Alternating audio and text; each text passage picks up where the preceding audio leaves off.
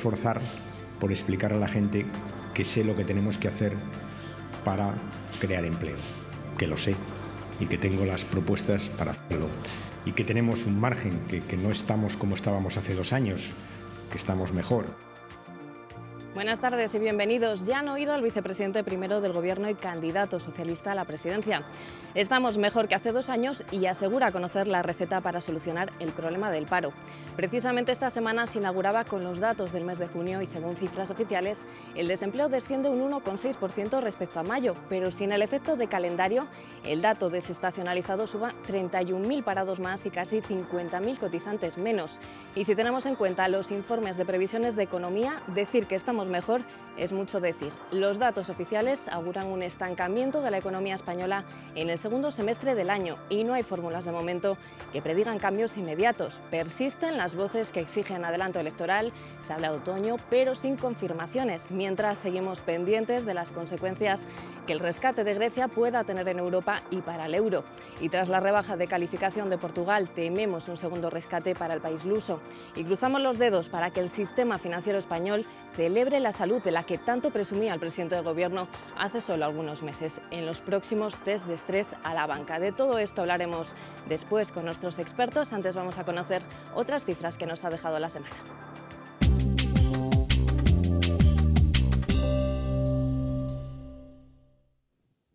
Los precios de importación y exportación se encarecen, aumentan un 12% los concursos de acreedores.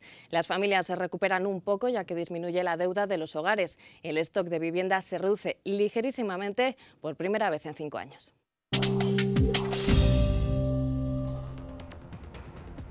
La importación de productos industriales ha encarecido un 8,6% en mayo. También las exportaciones incrementan un 5,6% su precio respecto al mismo mes de 2010, en ambos casos por debajo de las subidas de abril. Con este son ya 18 meses consecutivos de subidas. Destaca la influencia de las coquerías y refino de petróleo y de la metalurgia. Los concursos de acreedores aumentan un 12% en lo que va de año y marcan un nuevo récord. Además, las insolvencias se incrementan un 29% hasta junio respecto al último semestre de 2010. Por sectores, la construcción e inmobiliarias lideran una vez más el ranking con un 44% del total de concursos. Por comunidades, Cataluña, Comunidad Valenciana y Comunidad de Madrid concentran el mayor número de insolvencias. La deuda de los hogares ha caído un 1,1% en mayo respecto al mismo mes de 2010, según datos del Banco de España. Este nuevo descenso de la deuda de las familias es el 5º consecutivo del año, pero también el más acusado. Así, el saldo negativo de los hogares españoles ha descendido un 1,4% en lo que va de año. El stock de viviendas nuevas ha descendido 8 centésimas en 2010, la primera caída desde que comienza la serie histórica en 2005, según datos de Fomento. El excedente acumulado disminuye en 12 comunidades autónomas, especialmente en Extremadura, Cantabria y Navarra, mientras que el 50% del total del stock de 2010 se concentra todavía en Comunidad Valenciana, Andalucía y Cataluña. Los expertos, en cambio, niegan esta reducción.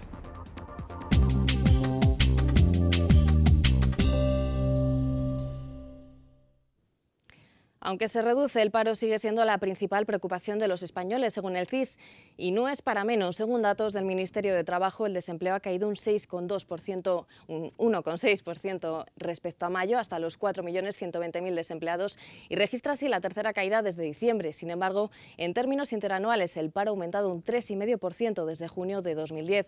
Y en términos desestacionalizados, realmente se incrementan unas 31.000 personas. Por sectores económicos, disminuyen los servicios, en la construcción y en la industria, y aumenta en la agricultura. Para la secretaria de Estado de Empleo, Mariluz Rodríguez, los datos de junio son buenos, aunque asegura que con este volumen de parados el Gobierno no puede hacer un discurso complaciente. Para el titular de Trabajo, Valeriano Gómez, las cifras serían mejores de no haber sido por la crisis del pepino. Con más de 4.100.000 personas en situación de paro registrado, el Gobierno nunca ha hecho un discurso complaciente, ni tampoco hemos lanzado nunca las campanas al vuelo, porque sabemos que este dato del mes de junio es un dato que tenemos que seguir afianzando y sabemos, sobre todo, que tenemos que seguir trabajando con las personas en situación de desempleo para que este sea un dato que se vaya repitiendo en el tiempo. Tiene que ser una valoración positiva con algún matiz. Positiva en la medida en que el desempleo se reduce en 67.000 personas. Es el tercer mes consecutivo en que se reduce el desempleo.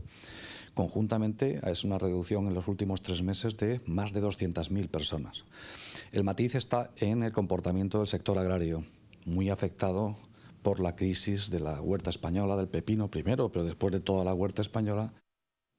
Menos positivos aún han sido los datos de afiliación a la Seguridad Social. Según cifras oficiales, en junio se han perdido unos 5.600 afiliados, con lo que el total de ocupados desciende hasta los 17,5 millones. Se trata del primer mes en el que la Seguridad Social pierde cotizantes, pero si descontamos el efecto estacional de la campaña veraniega, el dato es aún peor. El número de afiliados se desploma en casi 50.000 personas respecto a mayo.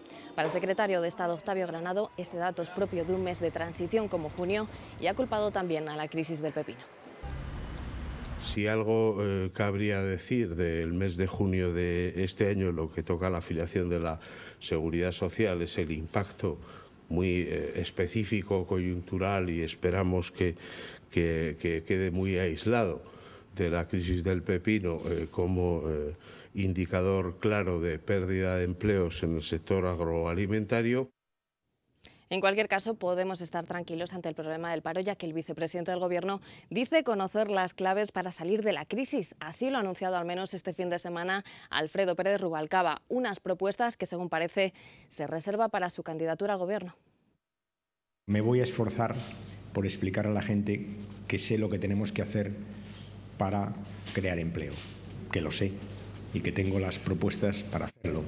Y que tenemos un margen, que no estamos como estábamos hace 2 años, que estamos mejor, que hemos huido, por suerte, de una situación que otros países de Europa viven. Hay que explicar a la gente que tuvimos que adoptar medidas para que no nos pasara lo que ha pasado en Grecia. Rubalcaba también ha tenido tiempo para las críticas a la banca a cuenta de la crisis y las hipotecas. La última propuesta del Gobierno para aliviar la presión de las familias en riesgo de ejecución hipotecaria ha sido elevar la cantidad del salario inembargable, es decir, aumentar el porcentaje de sueldo que se queda a la persona embargada para vivir, una medida que llevaba consigo una crítica al sistema financiero, algo que no ha gustado en el Partido Popular, ya que consideran que Rubalcaba juega un doble juego como vicepresidente y como candidato a la presidencia. He oído algún banco que ha salido diciendo cosas, ¿no? Y creo que debemos decir las cosas como son, ¿no? Algún banco que ha dicho las hipotecas son un contrato privado, tal, no sé, sí. Y la gente las firmó, claro. Y seguro, he oído también alguna gente que dice cómo me metí en esta, ¿no? Si realmente hice una hipoteca para toda mi vida y además en el límite de lo que podía pagar. Eso es verdad. Pero a los bancos hay que decirles y preguntarles por qué dieron esas hipotecas. El Rubalcaba que quiere castigar a los bancos como candidato no es el Rubalcaba como vicepresidente que les da una palmadita en la espalda a los banqueros y les arregla el aguinaldo. O es el candidato rojo o es el vicepresidente amigo de los banqueros. Pero el vicepresidente del Gobierno de España no puede jugar a ser las dos cosas al mismo tiempo. Por cierto, que el próximo día 14 se darán a conocer los resultados de los test de estrés realizados a la banca española. España mantiene así su apuesta por la transparencia y expone prácticamente a todo el sistema financiero. Se han endurecido las condiciones de estos test, por lo que se prevé el suspenso de varias entidades, algo que podría perjudicar la salida a bolsa de Bankia o de Banca Cívica. Si alguno de los dos suspendiese, tendría muy difícil culminar la operación o tendría que bajar mucho más el precio, por no hablar de la desconfianza que se generaría en los mercados. Las entidades, de hecho, se han quejado de que el endurecimiento de estas condiciones beneficia a las cajas que han recurrido a dinero público. De cara a los consumidores, el sector no atraviesa por su mejor momento, por su momento más popular. Bancos y cajas ganan menos e intentan compensarlo con subidas en las comisiones. Y sube todo: tarjetas, mantenimiento de cuentas, créditos e hipotecas. Más delicada es la situación de Grecia, salvada de la bancarrota inmediata. El país heleno y el resto de países de la eurozona ultiman ya un segundo rescate. El nuevo ministro de Economía francés ha avanzado que estará listo para el mes de septiembre y que rondará los 100.000 millones de euros. Tras una reunión urgente del Eurogrupo este pasado fin de semana, se han desbloqueado los 12.000 millones de euros que necesitaba de inmediato el país, a una costa de una pérdida de la soberanía griega. Pero la confianza no ha vuelto. La agencia de calificación Standard & Poor's ha devuelto la incertidumbre a Europa tras calificar el plan propuesto por Francia de quiebra selectiva. Tampoco ha ayudado en Moody's rebajando el rating de Portugal ni augurando malos resultados en los test estrés de la banca. Esta semana la Caixa nos sugiere la mejor manera de ahorrar.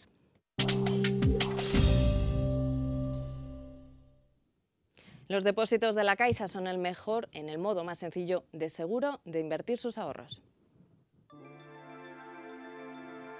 Elija entre los 3 tipos de depósitos el que más le convenga a sus necesidades. El depósito a plazo fijo le ofrece desde 1.000 euros un interés constante durante el periodo que usted elija. Con el depósito creciente disfruta de un interés que va creciendo año tras año desde un importe de 3.000 euros, mientras que con el depósito estrella, a partir de 1.100 euros, obtiene una remuneración en especie. Para más información ya sabe que puede acudir a cualquier oficina de la Caixa o consultar en su página web www.lacaixa.es.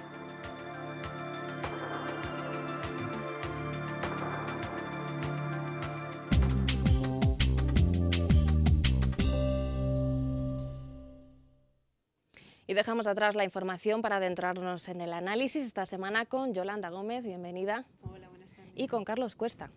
Muy buenas tardes.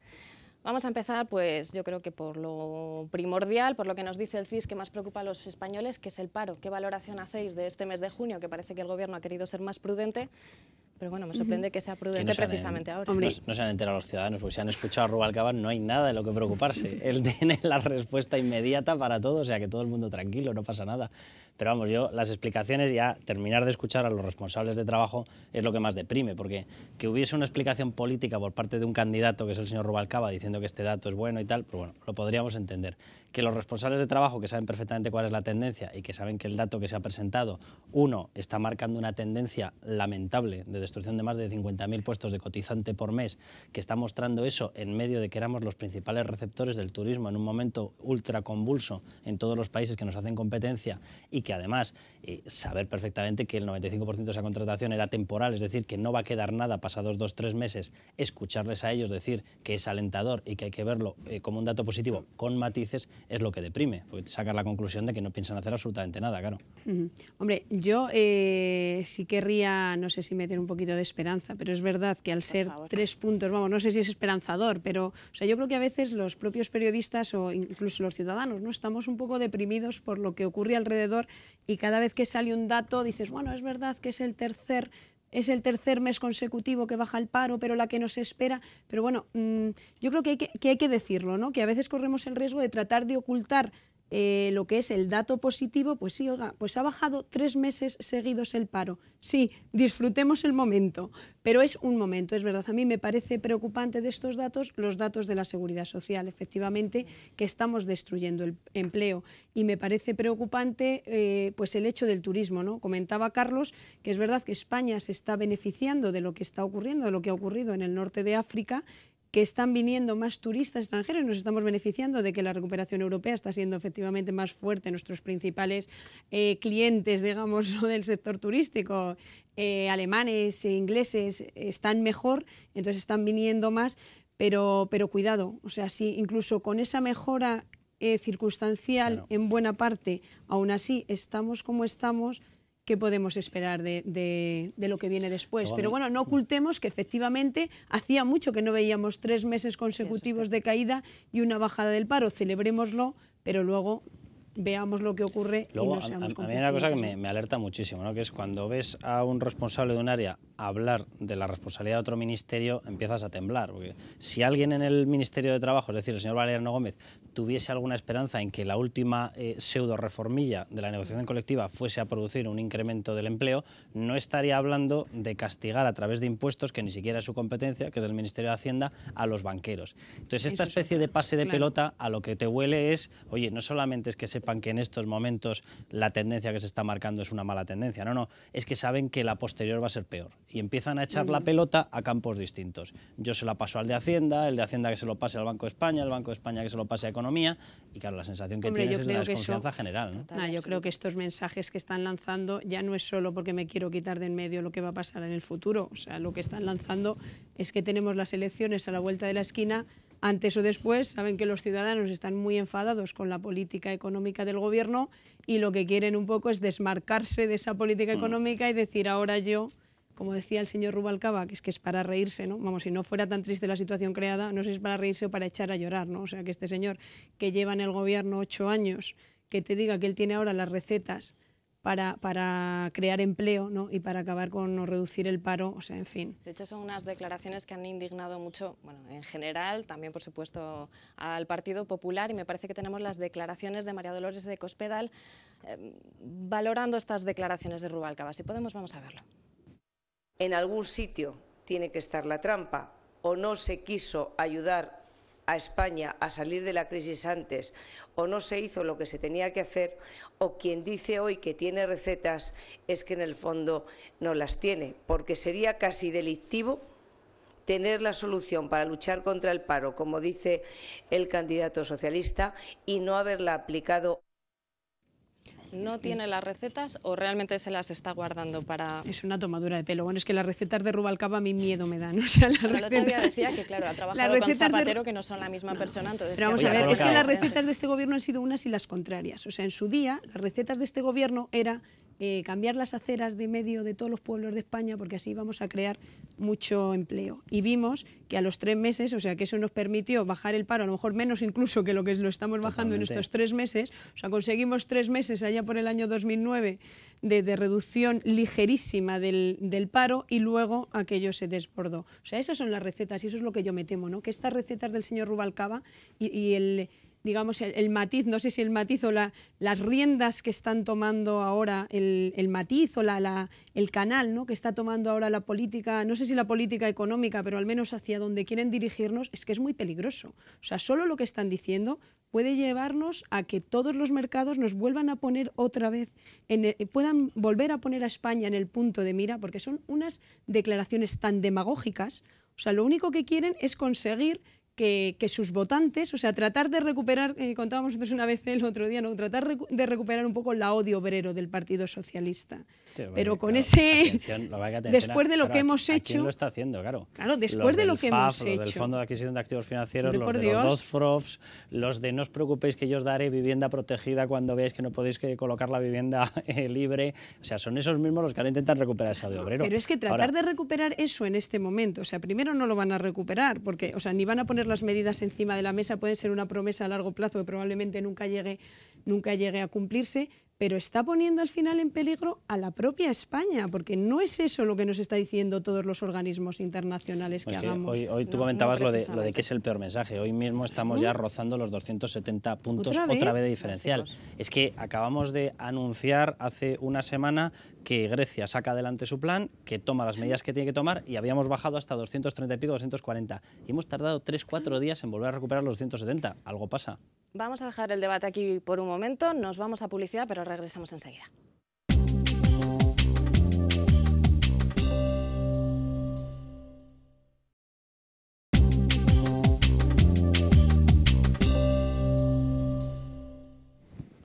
Bienvenidos de nuevo, seguimos con Carlos Cuesta y Yolanda Gómez. Y antes de entrar en materia, me gustaría que escucharan a Rubalcaba con la última propuesta sobre las ayudas a las familias para hacer frente a los gastos de las hipotecas. Detrás de la ejecución de una hipoteca no hay solo, con lo dramático que es la pérdida de una casa en la que uno ha metido sus ilusiones, ¿no? Hay algo peor, es que te ejecutan los avales, tu sueldo. Hemos dicho, mire usted puede ejecutar la hipoteca, puede ejecutar los avales, pero usted no puede dejar a las familias sin un mínimo vital para vivir. Eso no puede ser. Entonces, si yo gano una nómina de 1.800 euros y tengo una hipoteca que debo y la casa no sirve para pagar el total de la hipoteca, no me puede usted quitar los 1.800 euros, porque ¿de qué vivo? Y por eso hemos declarado un mínimo inembargable, que es algo que no le pueden quitar a uno, pase lo que pase. Son casi 1.000 euros, 1.300 si tienes 2 personas a tu cargo, 1.500 si además vive contigo alguien que, aunque tenga una pensión, no llega al salario mínimo interprofesional. Es bastante razonable. Es bastante razonable, pero sí, sorprende un poco... Si fuese cierto lo que cuenta, sería muy razonable. O sea, tal y como lo explica, da la sensación de que ha llegado el Partido Socialista y por primera vez hay un mínimo inembargable. O sea, primera realidad, nuestro Código Civil registra desde el inicio de los tiempos un mínimo inembargable. Inicialmente era el salario mínimo interprofesional y posteriormente, cuando llegaron ellos, se subió un 10%. Entonces, que no nos cuente milongas, lo primero. Con el Pacto de Zurbano lo volvieron a subir. Efectivamente, claro. Entonces, y ahora, es verdad, o sea, a mí me parece de maravilla, ahora se sube. Ahora, hay un pequeño problema. Este señor no se ha enterado de que uno de los problemas que tenemos nosotros es de credibilidad en nuestro sistema bancario. Y lo que acaba de hacer es lanzar a todo el mercado internacional la sensación de que cuando el banco vaya a recibir o a coger el bien inmueble, la vivienda de una persona que no puede pagar, se va a encontrar con que la cuantía que le puede coger del salario es muchísimo menos de aquella con la que había hecho el cálculo de riesgos. Entonces, lo que acaba de trasladar es un mensaje de riesgo creciente para la banca a todo el mercado internacional. ¿Esto puede suponer una caída del crédito, una nueva caída del crédito? Desde luego, lo que sí que tiene que afectar es a la valoración que se está haciendo en estos momentos de la salud de los bancos. Entonces, esta persona... ya no es muy positiva, claro, que digamos, ¿no? Efectivamente. Entonces, esta persona debería tener en cuenta que están muy bien los anuncios electorales, está muy bien que él se crea el candidato number one de todo el mundo. El problema es que la situación económica que él está cogiendo, y ellos son los responsables, porque ellos son el gobierno que ha dejado esto, es una situación lamentable. Y como sigan lanzando este tipo de mensajes, veremos otra vez nuestra prima dispararse, nuestra prima de riesgo, y veremos otra vez meternos en esa situación tan lamentable que él cifraba, que ocurrió el año pasado, y que, por cierto, en aquel año pasado no se nos dijo que estaba ocurriendo. Sí, sí, que nos lo dicen ahora, ¿no? Que en este momento, ahora sí que te reconocen que en ese momento estuvimos a punto casi de ser intervenidos y de que si no llegan a hacer esas medidas, de hecho, no se intervienen, ¿no? O sea, que es un poco...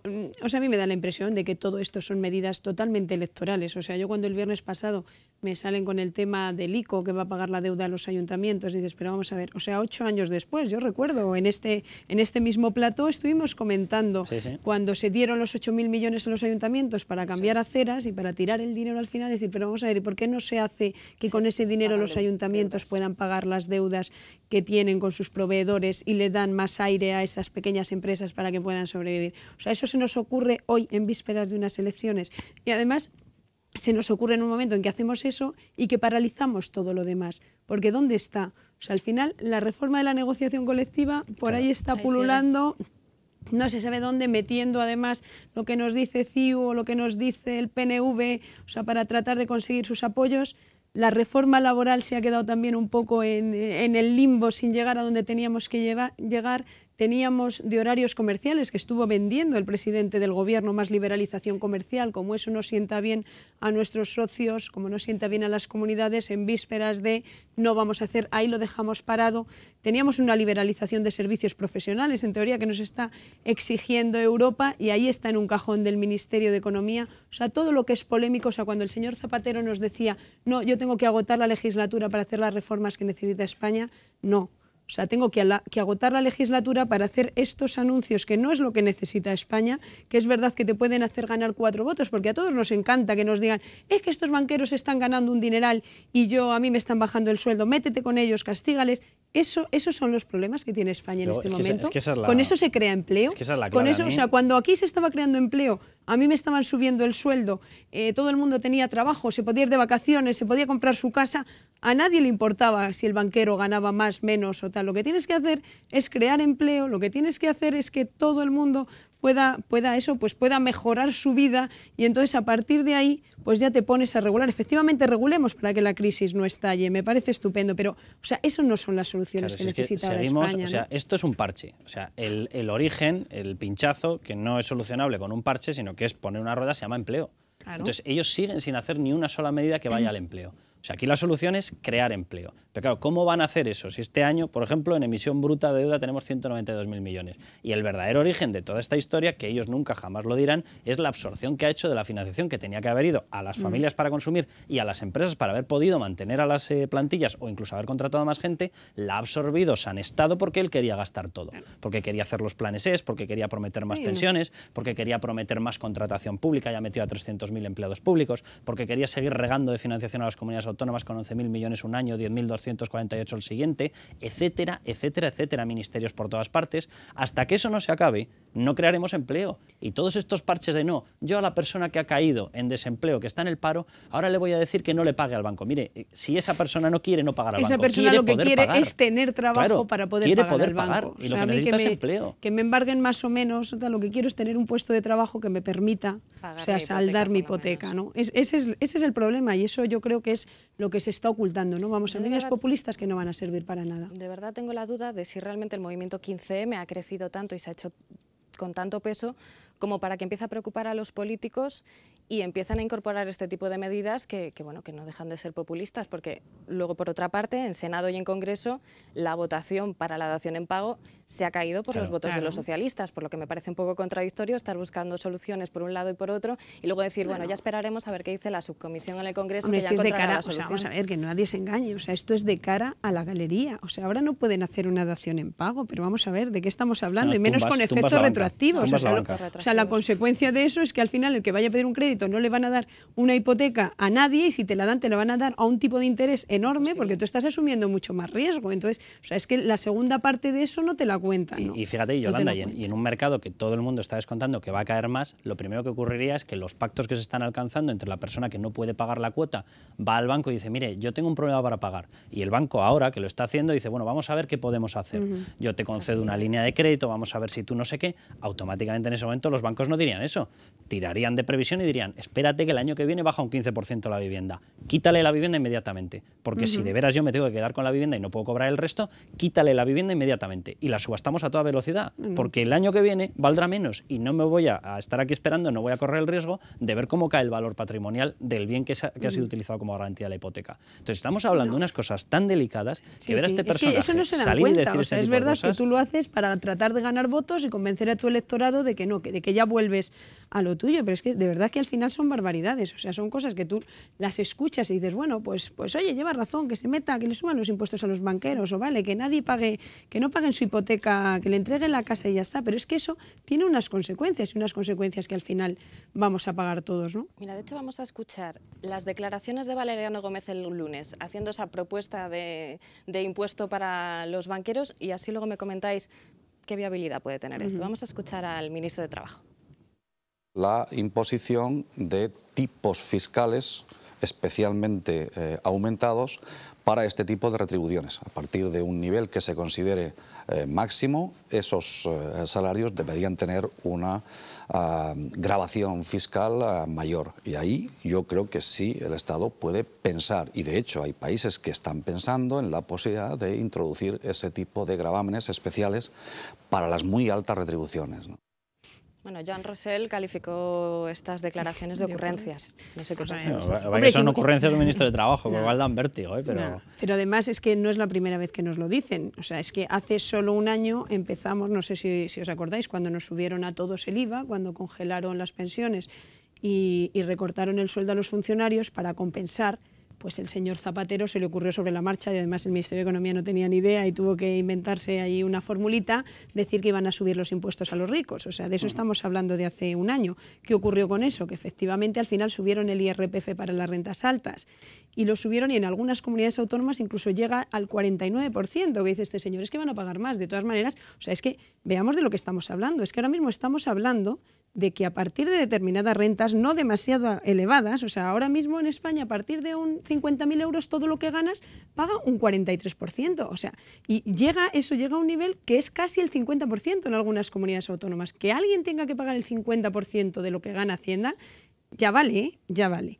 Y al final, ¿y qué ocurrió con eso? Que, ¿os acordáis que empezaron las comunidades socialistas incluso antes de que el propio gobierno subiera el tipo general para toda España?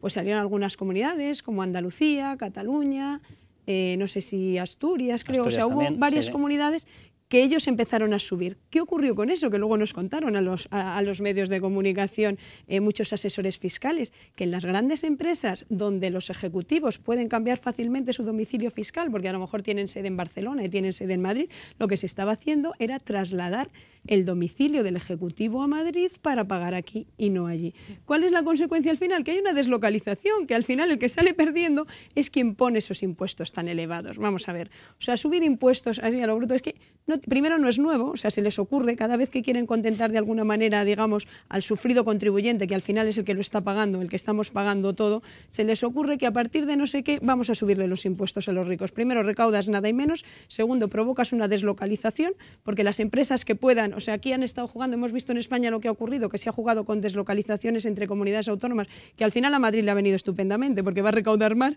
viniéndose, pues ya vale, si en vez de un 50 te pagan un 43% de sueldos tan altos es mucho dinero, ¿eh?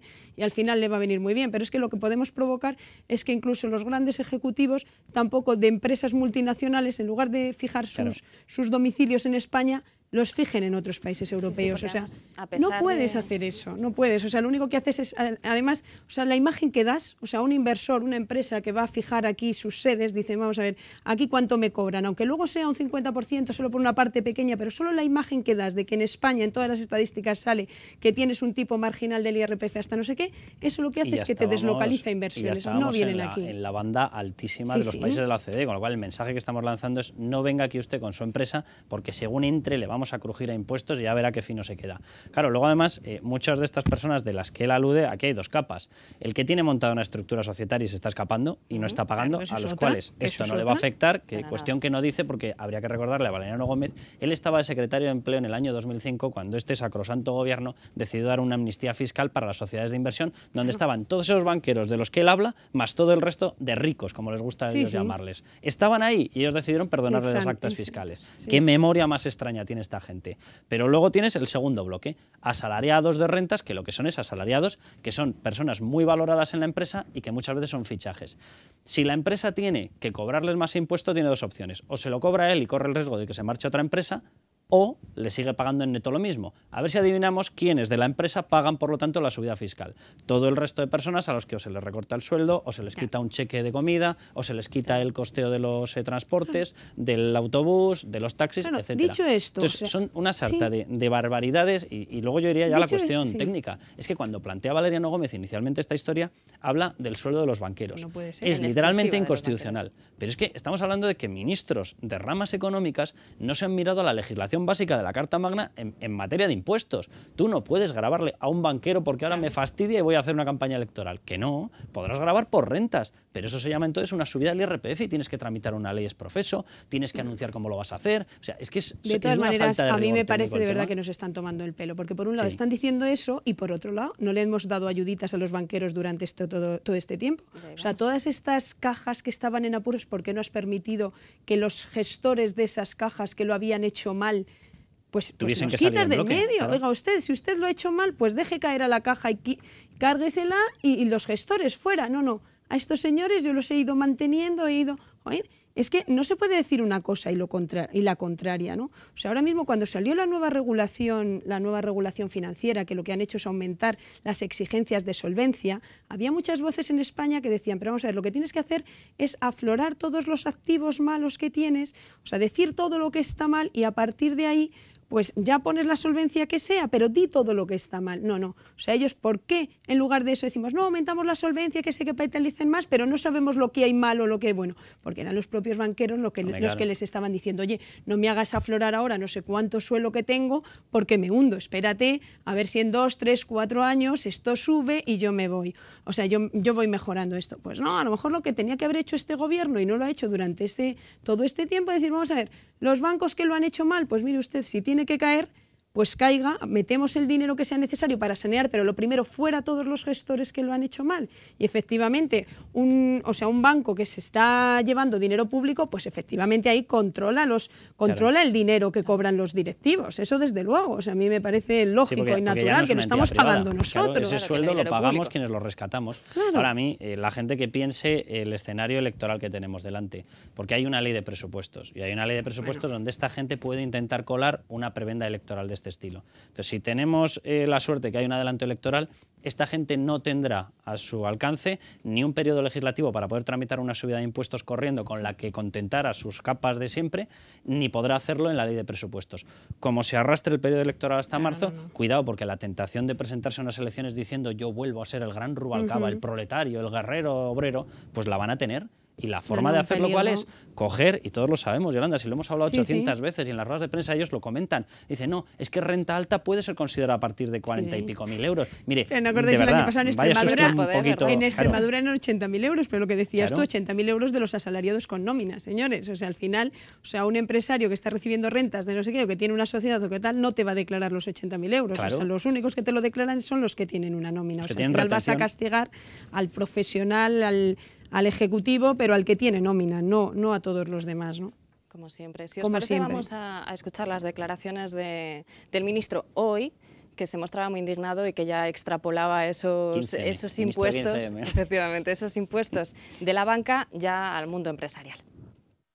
No me parece racional exigir sacrificio como necesitamos a los trabajadores, exigir moderación salarial como durante mucho tiempo necesitaremos en España, y hacerlo al mismo tiempo que mantenemos esquemas retributivos tan desproporcionados, tan obscenos en muchas ocasiones como los mantenemos en este país y en buena parte de las economías desarrolladas.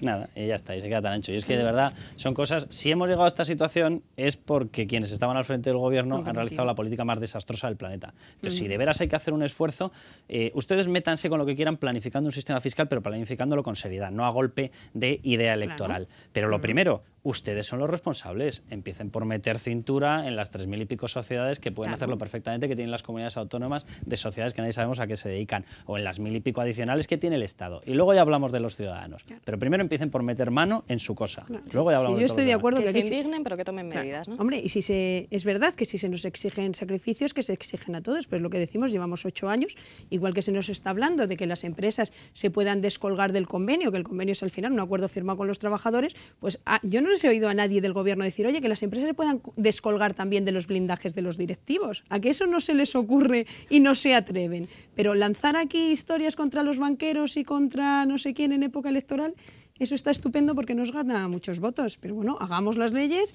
y hagámoslo en serio desde el primer momento, no ahora que se acaba la legislatura. Es fabuloso lo de ver al responsable de trabajo hablando de lo de economía. No sé, a lo mejor sale la señora Salgado y se pone a hablar de negociación colectiva. No, es que no está de acuerdo la señora Salgado, así que allá lo escucharemos la semana que viene. La señora Salgado está temblando por la que nos puede ocurrir con esto. Está muy callada. Sí, la verdad es que está bastante callada. Nos hemos quedado sin tiempo para seguir hablando de esto. Muchas gracias, Yolanda. Muchas gracias, Carlos. Y muchas gracias a todos ustedes. Les esperamos la próxima semana, donde seguiremos desarrollando todos estos temas y muchos otros más. Adiós.